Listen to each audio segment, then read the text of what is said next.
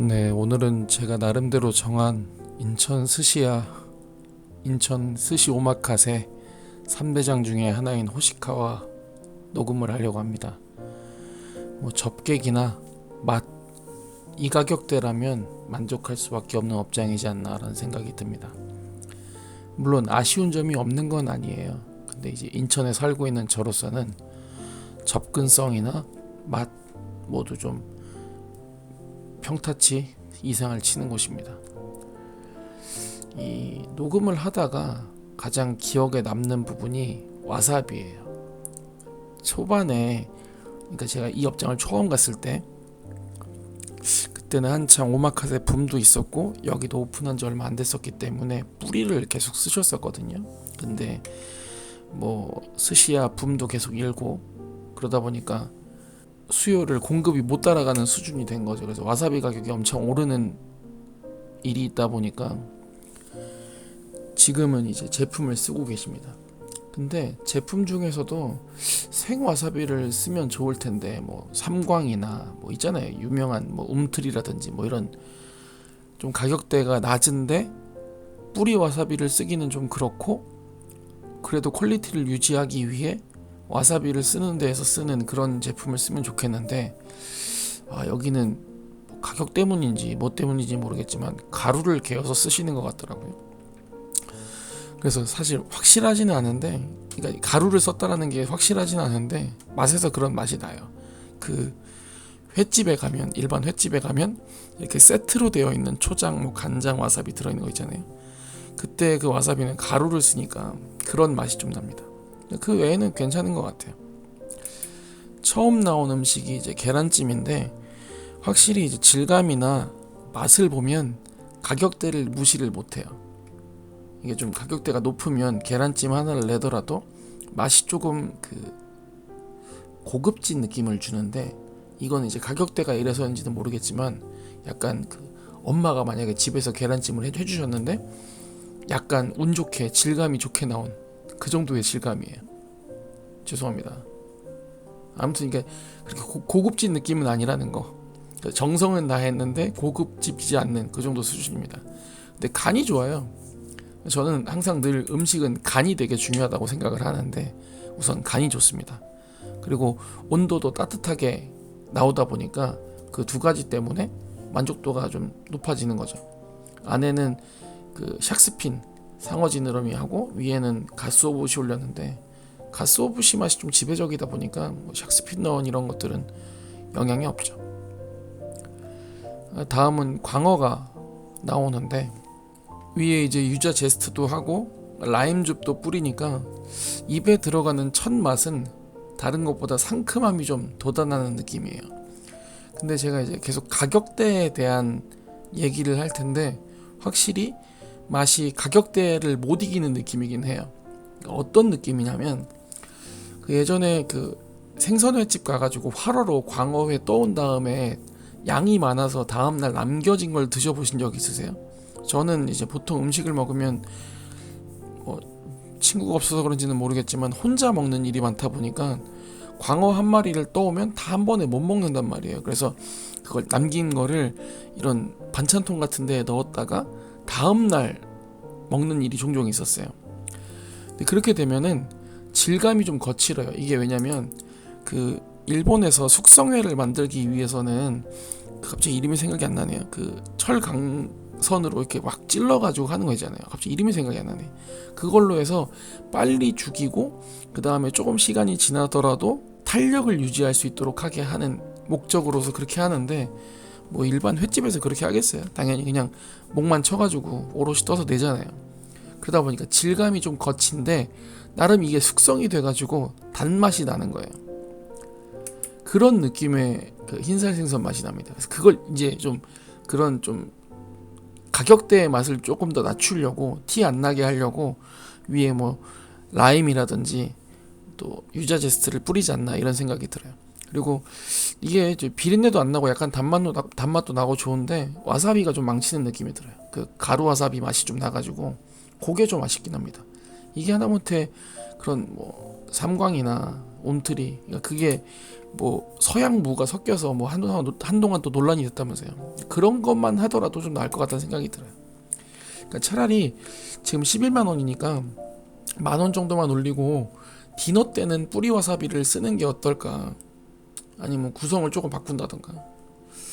그래도 못 따라갈란가? 와사비 가격을 제가 잘 모르니까 비싸긴 비싼 것 같더라고요. 다음은 이제 된장에 묻힌 전갱입니다. 이건 좀 치트키 같은 느낌이죠. 아주 맛을 못 내지 않는 이상 다 괜찮은 것 같아요. 오히려 이 시소도 넣었고 된장에 단짠도 있겠다. 전갱이 맛도 적당하면 오히려 맛없게 하는 게 이게 진짜 능력이겠구나 싶은 조합이에요. 술 좋아하시는 분들한테는 이만한 술안주가 없지 않나. 왜냐면 이거 아주 저렴한 업장부터 시작해서 가격대가 좀 높은 업장들도 다 내는 조합이잖아요. 전갱이의 퀄리티 정도? 그 다음에 간을 맞추는 업장의 스타일에 따라서만 차이가 있지 대부분 다 거의 평균적으로 내는 재료여서 늘 맛있는 것 같아요.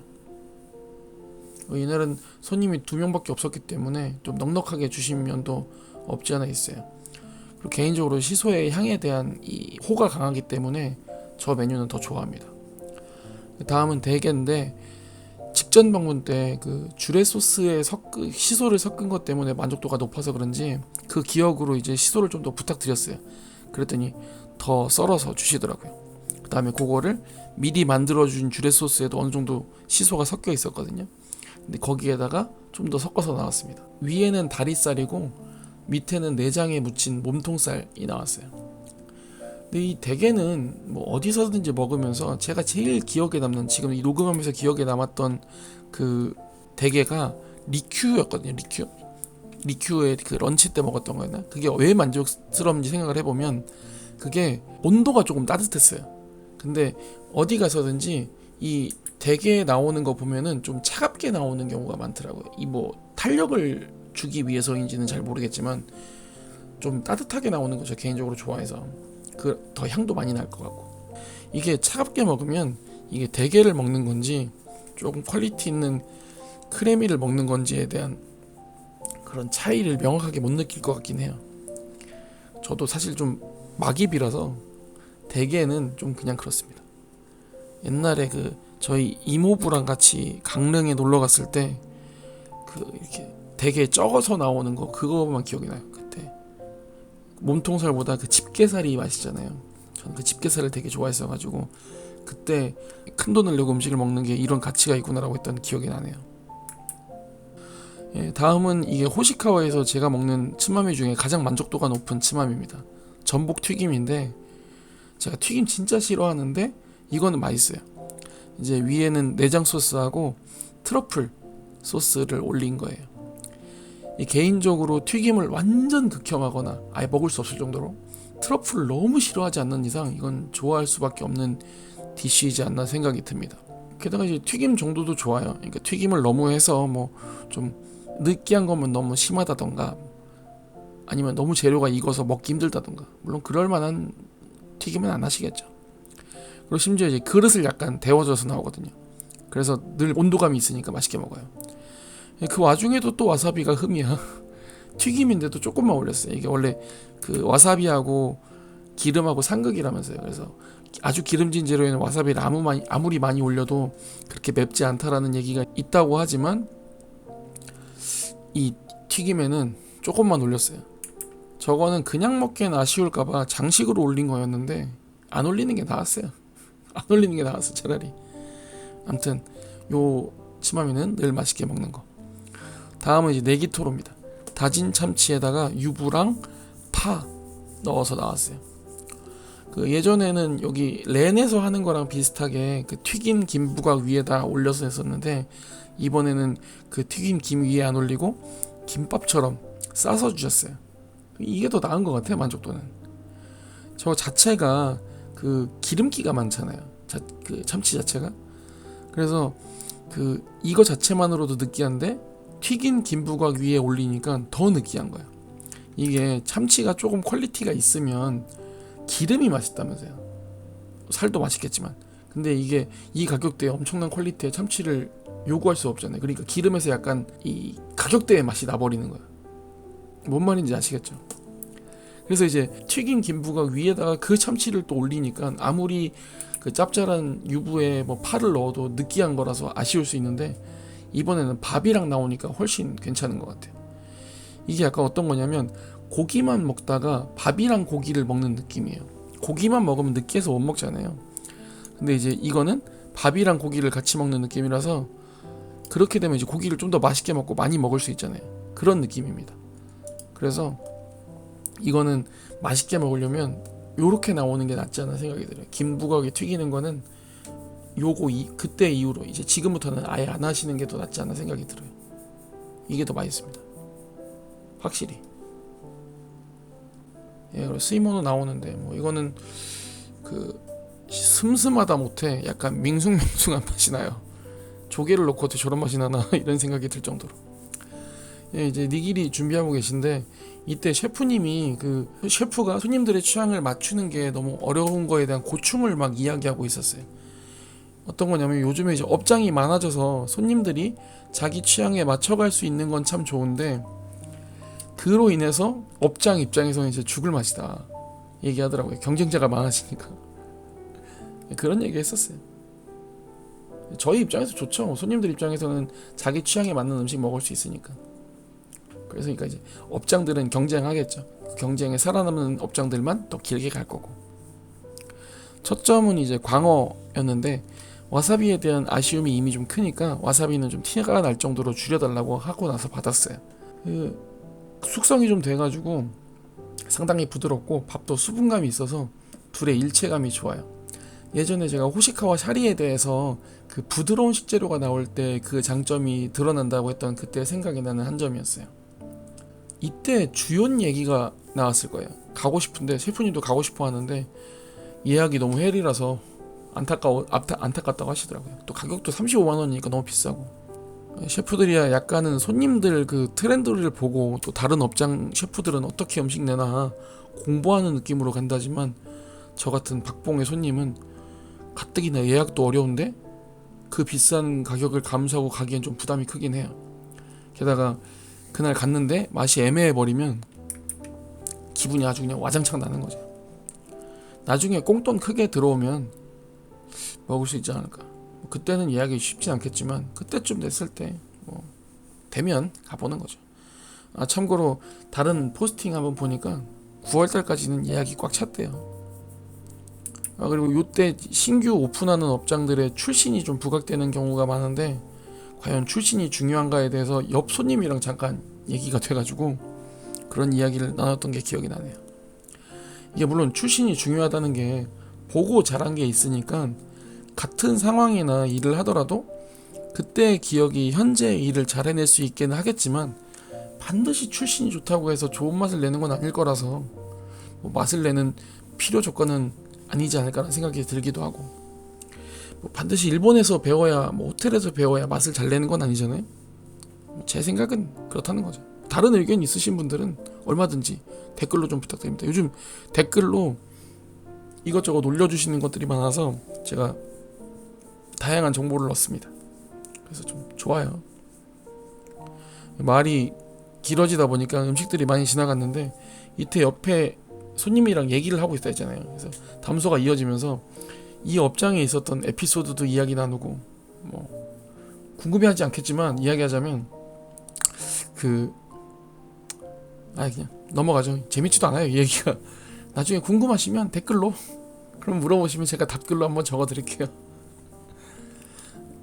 아무튼 제가 생각하는 호시카와는 좀 악조건에서도 꽤나 맛을 잘 내는 업장이라고 생각이 들어요. 이게 부평에 또 인천에서 가격대에 대한 손님들의 저항감도 있을 거고 했는데 이게 이 가격대에서도 잘 맛을 내는 느낌이 들어요. 그러니까 먹고 나서 아쉬운 느낌이 드는 게 아니라 그래 이 정도면 이 가격대면 이런 생각이 드는 거죠. 그래서 좋아요, 저는 개인적으로. 예, 지금 이제 보리새우 나오는데 저게 이제 작년 크리스마스 갈라디너 때 쓰다 남은 거라고 하시더라고요. 이 가격대에 보리새우가 나온 것 때문에 나중에 가시는 분들이 왜 나한테는 안 나오냐 하실까봐 미리 말씀드립니다. 이 영상을 올리는 거는 이제 이걸 먹은 것보다 한 달 뒤의 시점이에요. 저걸 처음 먹은 게 1월 5일이었어요. 1월 5일날 먹었으면 한 10일 정도 지난 거니까. 근데 뭐 다음날 배 안 아프고 괜찮았어요. 근데 뭐 보리새우에 대해서는 제가 큰 애정이 없어요. 그냥 새우 맛이지. 챙겨주신 분에 대한 예의는 아닌데 아무튼 뭐 그렇다는 거.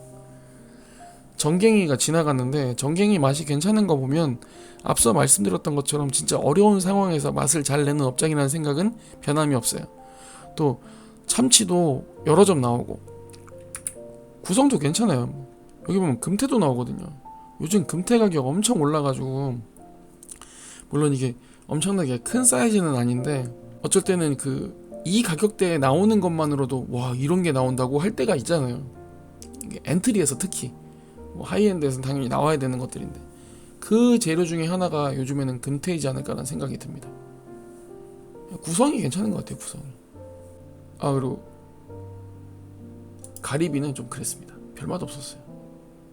그 크기가 크고 입에 들어오는 식감이 좋길래 응? 하면서 먹었는데 위에 올린 유자제스트 맛만 나고 그렇게 뭐 기억에 남는 맛은 아니었던 것 같아요. 저 네기토로는 이렇게 밥이랑 먹는 게 더 맛있는 것 같아요.